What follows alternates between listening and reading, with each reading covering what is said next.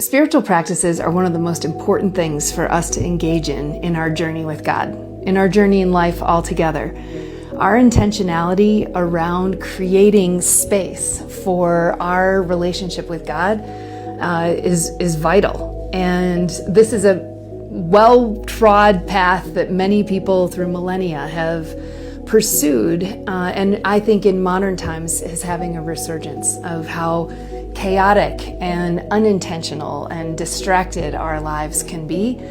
And yet the invitation, the care of the soul, is the invitation to be intentional with how you would carve out time and space to become aware of and responsive to what God is doing in your life.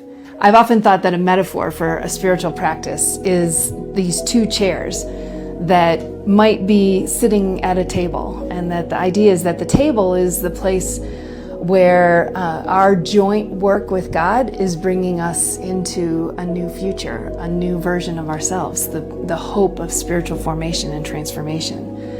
But there's two chairs there. One is for God. What does God bring to the table? Well, yes, God brings everything, but He brings His power. Only God has the power to shape and reshape who we are at the core of our being.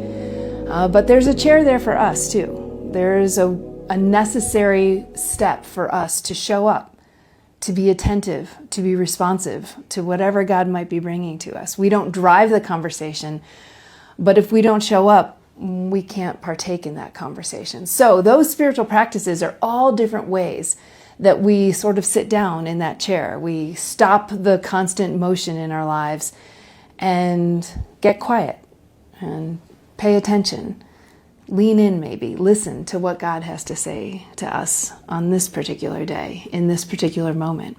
So all different kinds of practices can be things that help you slow down, pay attention, listen, and respond.